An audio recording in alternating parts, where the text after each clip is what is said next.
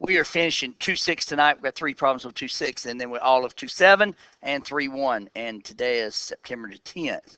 So we're looking at this polynomial, and it asks us to solve it by grouping and factoring. So what we're going to do is this. We're going to group it, and when we group it, you're looking at trying to factor out a GCF. Okay, you factor out a GCF. So the GCF of the first parentheses would be 3x squared, right?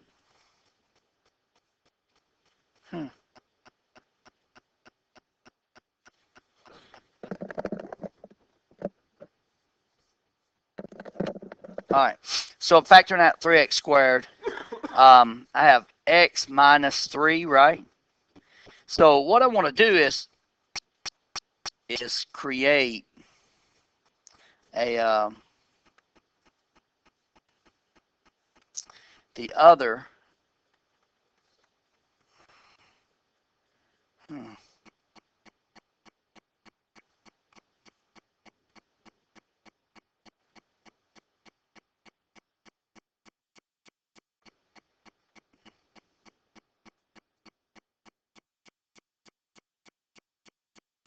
okay, this thing's going beep, beep, beep, and I don't know why it's going beep, beep, beep, other than maybe it's about to die. So, huh? Is it?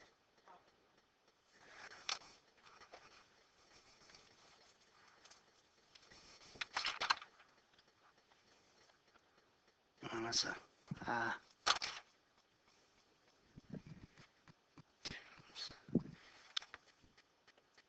so, let's look at this.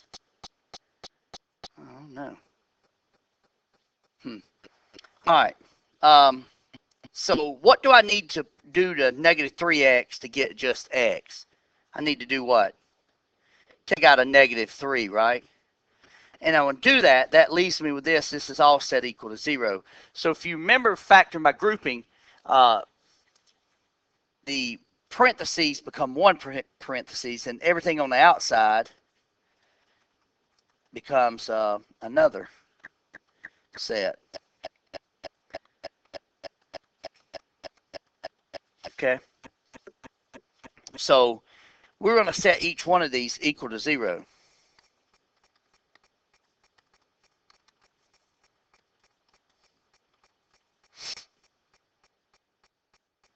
So I will add 3 here. So that's 3x squared equal to 3. And then I've got divide by 3. So I got x squared equal to 1. And of course, guys, we'll take square root. So x equals plus minus 1 there. We'll come over here and we'll add 3 to both sides. So x equals 3. So we basically have 1 or negative 1, 1, and 3. Right? It's a third degree polynomial, so therefore it should have 3 roots, right? Up to 3 roots possible, right?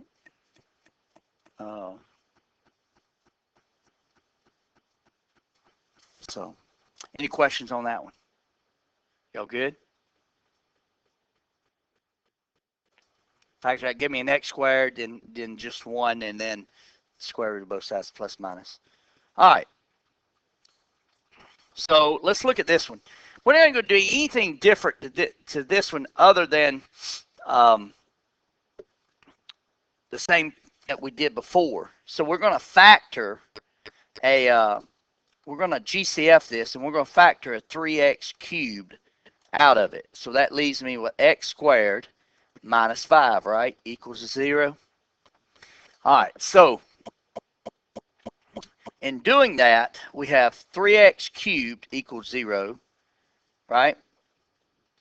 And x squared minus 5 equals 0. Both of these are factors, are they not? All right, so divide by 3. So x cubed equals 0. Take the cube root. Folks, 0 is a root, right? All right, so now we just got to worry about this other side over here. Add 5 to both sides. X squared equals 5. And then we'll take the square root of both sides. And then x equals plus minus square root of 5, right? So they're looking for 3 answers. Even though it's a 5th degree polynomial, when you're looking at this, there's only going to have 3 roots. Okay. So we have negative square root of 5, 0, and square root of 5, right? Yeah? Oh, sorry. Sorry.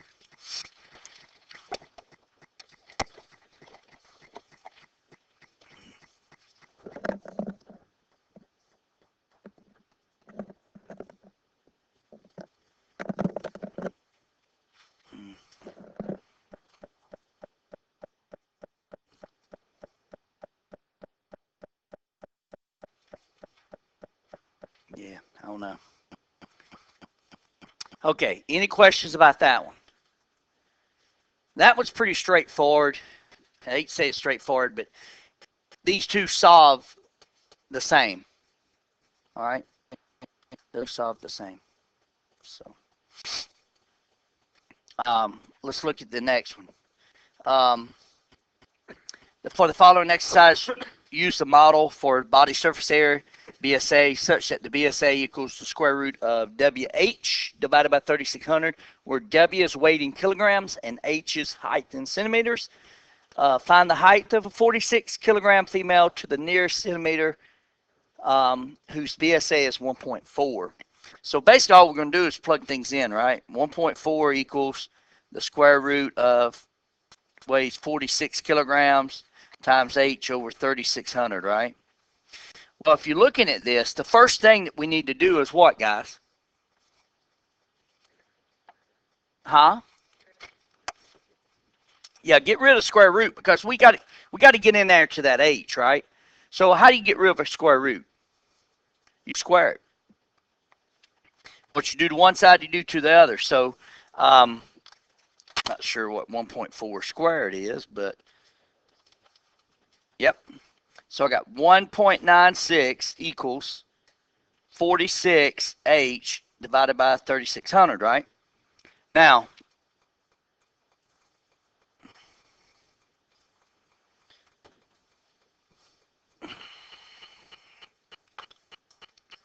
so we need to do a couple of things here. See if you can follow what I'm about to do, and we'll talk about this.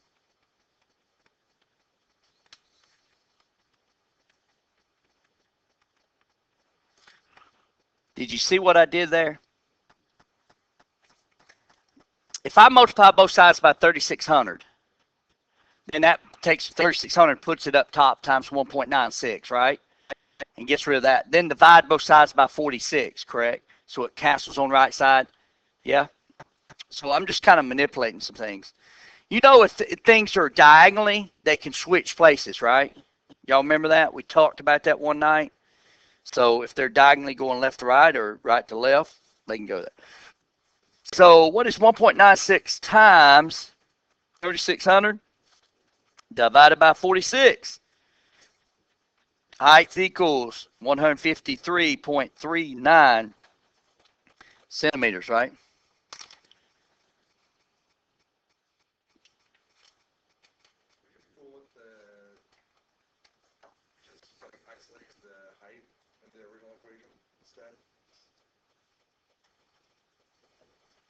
So it's BSA is equal to the square root of WH over 3600, right? So I start off by squaring both sides. Mm-hmm. BSA squared equals WH over 3600.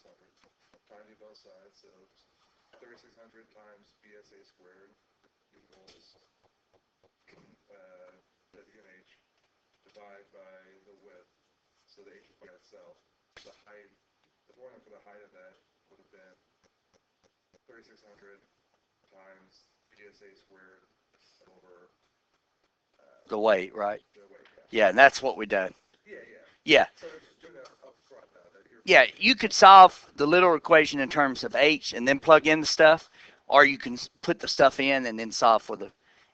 You're going to do the same Um, you're going to do very similar to the same process.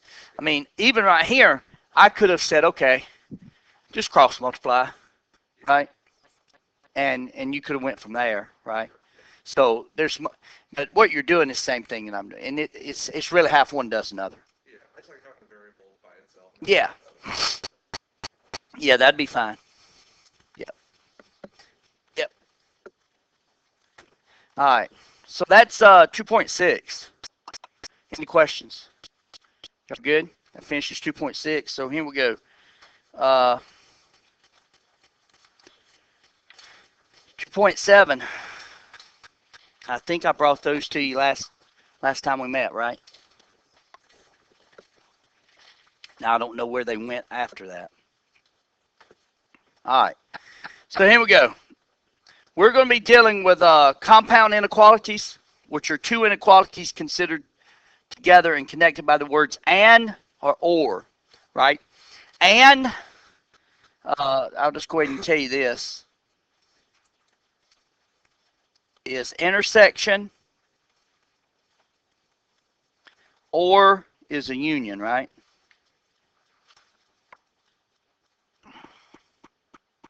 Okay. So so properties are addition property of inequalities, meaning what you do to one side, you do to the other. You're fine. And then multiplication is if you divide or multiply one side by something, you multiply the other. But you've got to make sure when you're dealing with inequalities. Here's the kicker. If you multiply or divide, only multiplying and dividing across that inequality is going to flip it, right? Y'all remember that? So that it will. That's the really only thing we got to worry about. Y'all ready? Sweet. All right. Write the set in interval notation. So it's set notation and interval notation. So I put this one on here because I wanted you to know how to write this. Okay. This is in set notation. It says for all x's such that it's between -1 and what? 0, right? So basically what you want to do is this. You want to bring down those 2 points. Interval notation looks very much like domain and range because it is. Okay, interval notation is same as domain and range. You're talking about both coordinates being the same type, right? Ordered pairs have an x coordinate and a y coordinate, right? But interval notation is talking about a similar or same coordinate. Okay. Now, does it include -1? Yes or no? Does this inequality include -1? Well, if it doesn't include, then it gets a parentheses, right? Does it include 0? If it was to include it, it would look like this, right? Like that. Okay.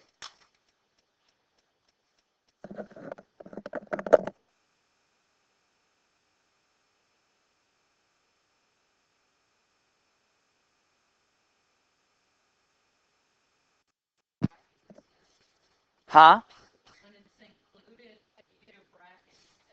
Yeah, we'll do a bracket.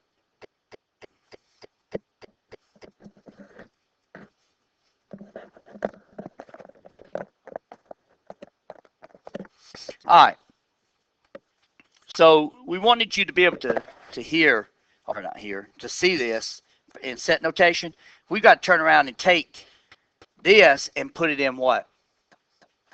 Go from inner notation into what? It says set builder, but it's set notation. So let's kind of look at some things. All right. So basically all we're doing is creating an inequality, right? So if I put -4 and x and 2, so we know this has to happen, right? That's guaranteed. That's at a minimum, right? So because this has a bracket, it will get a line underneath. So it'd be greater than equal to, right? And then this one will not get it because of that. So this is what it will look like. Questions? So can you take it from interval notation, write it in set notation, and take set notation, write it in interval notation? Those are the first two things, right? Questions on that? You good? Yeah? Okay. Yeah.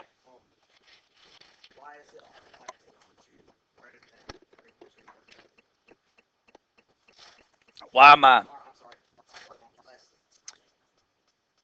Because it's compound, it's an and, it'll be between those. You don't have infinity or negative infinity on there, so you're basically looking between two numbers, which is telling you that it's an and because it's an intersect, right? Pronounce that as -4 and 2.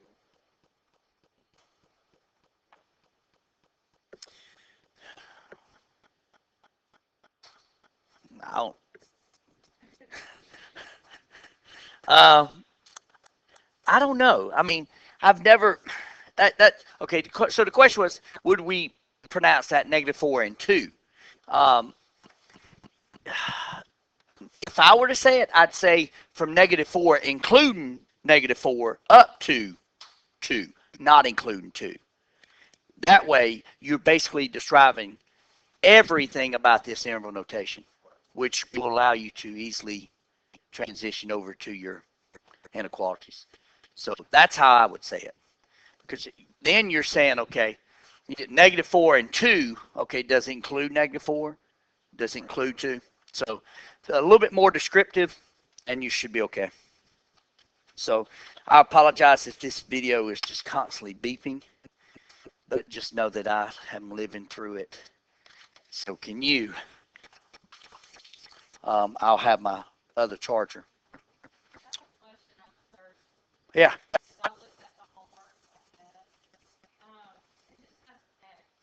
Mm-hmm. Mm-hmm. Mm-hmm. So what if it has, um, for grins and giggles, right? Something like that. All right. So this is values. What? What is this saying? Okay, so that is all values less than equal to what? So how would I notate that in interval notation? Well, what's the smallest value you can have? Negative infinity. Up to what? 5. And including 5, right? So negative in anytime you have a negative infinity or positive infinity, anytime you're dealing with infinity, period, it will always get a parentheses. Okay? So that's how you would do that. That's a good question, though. We're going to hit that in a little bit, but probably not with the interval. So because it's algorithmically generated, it's going to check different ones, right? Okay, what does it mean for open dot? And what does it mean for closed dot? Say, well, it's going to be a parentheses, right? Either one, beginning or end, right? And if it's closed dot, it would be a bracket beginning or what? And depend upon where is it at, right? So don't just say, well, it's a bracket comma bracket, because that's not true. Unless it's both closed dots, right? So for this one, we got -4. So write set numbers restaurant and interval notation, right? Comma and -2, right? So does it include -4? No. So it doesn't include -4, but does it include -2? It does. So that would receive a bracket. Fair enough?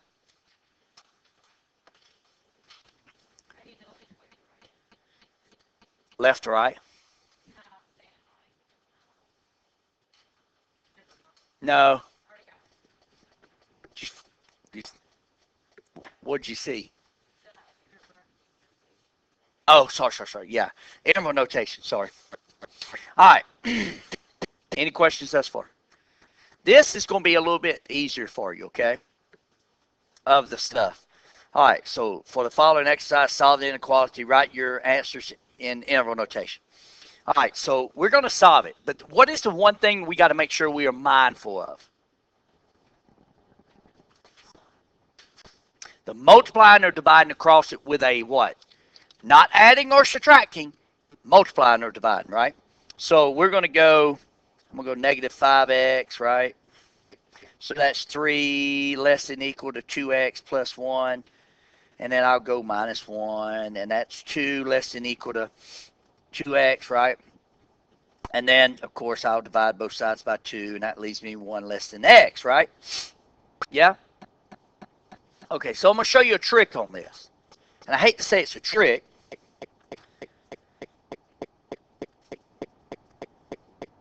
I flipped it, right? Well,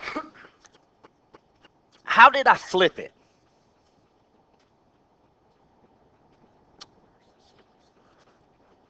I wrote it backwards, but I want you to see something. We've got a 1 and an x, right? So I wrote it x and 1. And here's why. If you write it with a variable first, the inequality will always point in the direction that the arrow needs to go. That's the old saying, right? So just kind of be mindful of that. It's a heifer. So I'm putting 1 in x, and that's what I've done. Now, down here, the alligator's eating who? And I hate to say alligator, but come on, folks. What do you know inequalities as? Alligators. That's exactly right, because they told you alligators ate the biggest number, right? Yeah, and it stuck, right? So we're not going to reinvent the wheel. Either x is being 8, right? So therefore, when I rewrite it, x is still getting 8, right? So that's how I know that when I rewrite it, that everything is correct. Now, we know that the arrow is going to go which way? Well, which way is it pointing? To the right. So look what I'm about to do, because this is pretty cool. Or you might not think it's cool, but I think it is. Ready? Boom. Right there. I got a 1. Now, it's an open dot or closed dot? It's a closed dot. And it's going which way? To the right. What's the farthest value over to the right? Infinity. Ladies and gentlemen, 1 comma what? Thank you.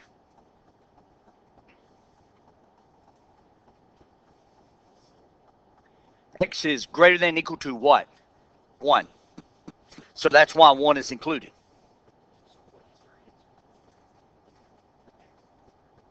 Right there. Right there. Because it's in the interval notation, right? Yeah. Yeah. Sure will. Now, I like to graph them. But there's some people, I'll just go ahead and tell you, there's some people that can go straight from here to there. Knock yourself out. You get that a boy. I don't. Because I want to see it graphically. I'm more of a visual learner. If I can wrap my head around it visually, I'm solid. Guaranteed. So if I understand it's going to be 1 to infinity, including 1, man, it's a piece of cake right, the interval from that, right? So that's my go-between. It builds up confidence that what I'm doing is correct. I know that I know that I know. Yes?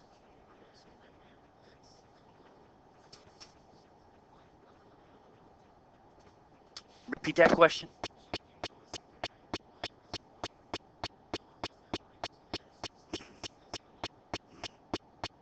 Its value is greater than or equal to 1, right? So what's the biggest number x could be? What's the biggest number x could be? Infinity. So, well, it quit beeping, so that's a good thing. And it's still got a green light, so I don't know. Maybe it got happy or something. Any questions? Or it gave up. Just give it, huh? Inequality. It's got an equal underneath it. The alligators, just by themselves, are open. When they have an equal, that's extra, right? So it includes. It's a solid line, right? So it's solid. So, yeah. There's different ways to look at that. Okay. Solve the following inequality in interval notation. What's the first thing you're going to do that I'm going to do? What you going to do? Yeah, but I'm gonna rewrite that joker like this. I'm hate to tell you, son, but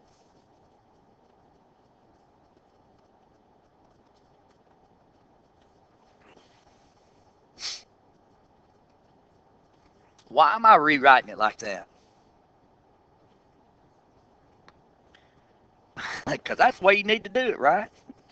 No, you don't need to do it like that. It's easier to see to clear your fractions if it's like that.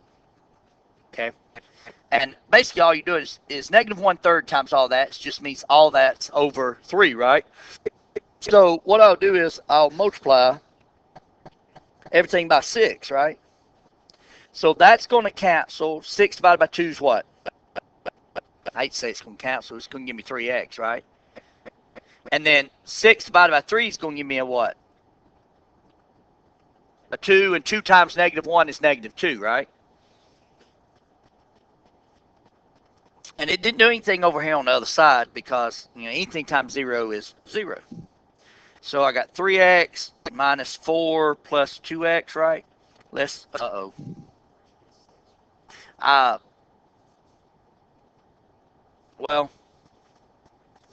2 won't go into 3. 3 won't go into 2, but they'll both go into 6. Why? It's a product. It's a product of the two, right? You have two factors that will always go into the product of them, guaranteed. It's like 3 and 5. 3 and 5 are both going. They won't go into each other, but they'll go into 15, right?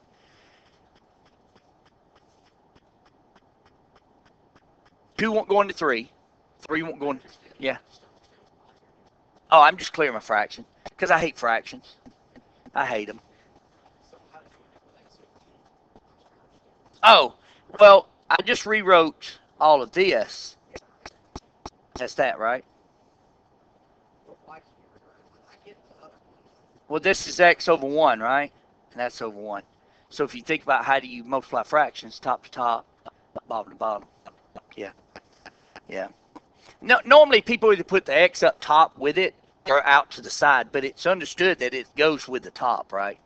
Because if you put it in the bottom, then you have a restriction, right? We know that about restrictions, correct? Yeah. Okay. All right. So 3x and 2x is what? 5x minus 4 less than 0. And then we go plus 4. And then 5x is less than 4. Divide by 5. So x is less than 4/5, right? Correct? Okay, so how am I going to write that? I'm going to go up here, right? So I'm going to go 4/5, right? X is less than 4/5, right? So what's less than 4? What's the smallest number you can have? Negative infinity, right? So you could think of it like that. Or, okay,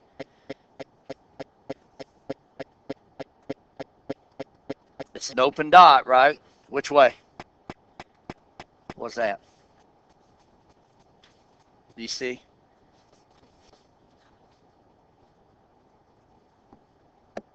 Oh, hold that. So here's 4/5, here's that, and it's negative infinity to 4/5, right? And both of them get parentheses because 4/5 is not included, but infinity or positive infinity or negative infinity will always get parentheses, right?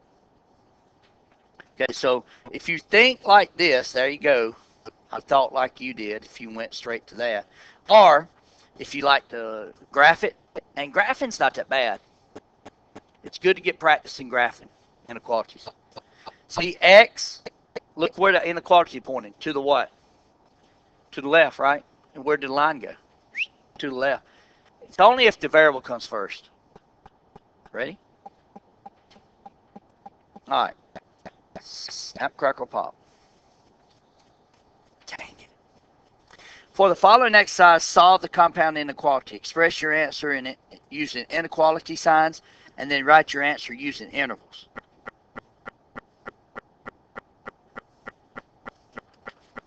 Okay, y'all ready? Brad's like, no. This is? Okay, first off, it's an or, right? So I said it's not an intersection, it's a what? Union, right? Union. So like that or like that, right? Or like that. or like what, that, right? So it'd be open set if it's like that, right? But if it's like this, and so anyway, all right. So let's solve it.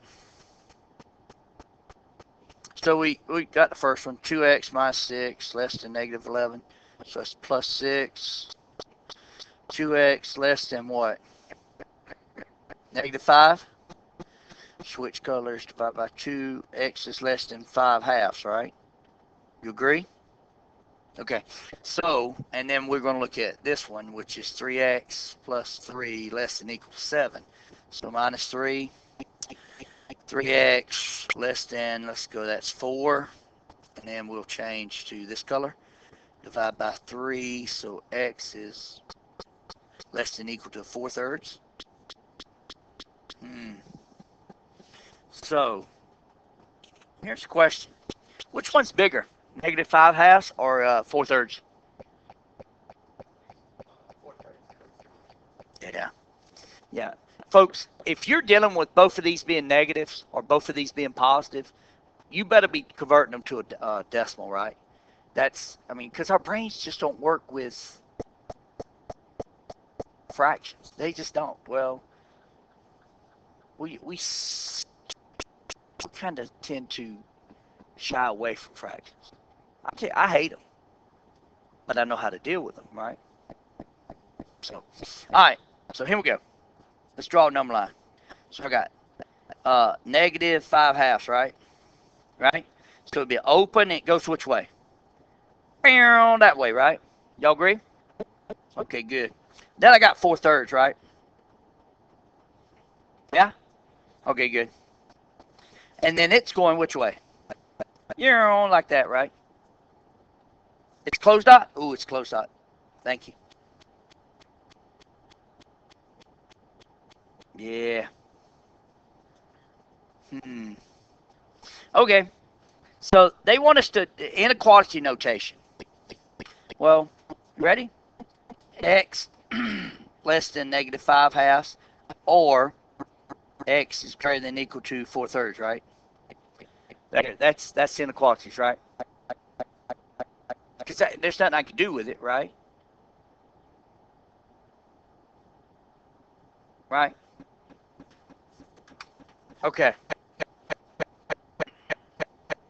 Yeah, I'm pretty sure. Um, okay. So let's look at this. This would be negative infinity to where? Negative 5 halves. And this would be 4/3 to where? Positive infinity, right? Now, I'm pretty sure that it's this. I'm pretty sure it's that. Yeah. I don't think it's the other one. But I'm about 99% sure of that. Right?